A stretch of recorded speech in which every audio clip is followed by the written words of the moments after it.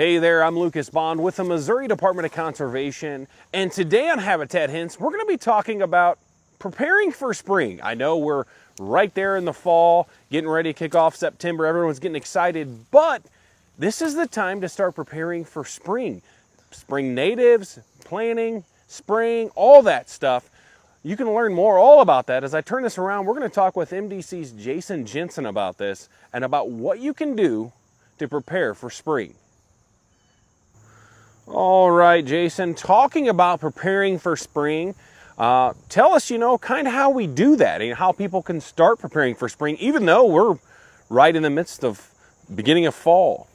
Yeah, you bet. But now is really the time to focus on doing the proper preparation. If you're interested in planting some native plants or a native plant garden, that kind of thing, now is really the time to be thinking about doing that. And so there are several steps that are going to help to make people more successful. And most of the time, people are looking at potentially converting something that is maybe cool season grass right now. And so really mowing that, and then a herbicide application of glyphosate or Roundup.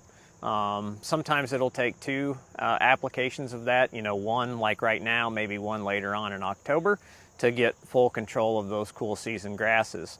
Ground does not have to be tilled. That's kind of a common thing that people think of, they need to till it up like their garden. That's not necessarily the case. But you do need to kill out those cool season grasses because they are going to potentially outcompete any native plants that you might be interested in planting.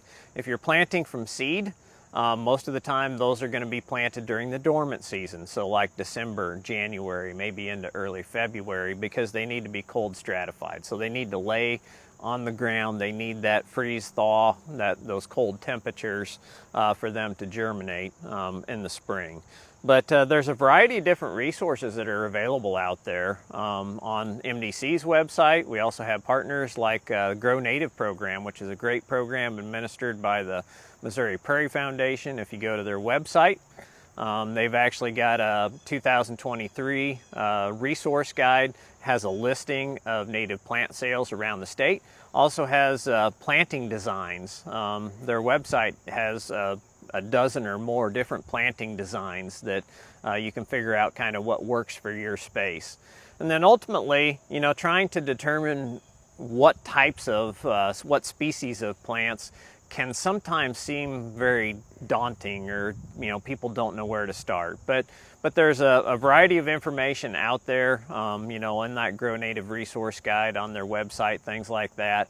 Really what you're looking for is a variety of species that are blooming throughout the summer season. So you want species that might bloom in the early spring, species that are blooming during the summer, so June, July, and then you're looking for species that are going to be blooming later in the summer, maybe like your New England asters, your aromatic asters, your goldenrods, so that especially like migrating monarchs have a place to get a drink, feed on some nectar while they're migrating in the fall. So really you want, 2 or 3 species blooming throughout that entire growing season is what you're really looking for.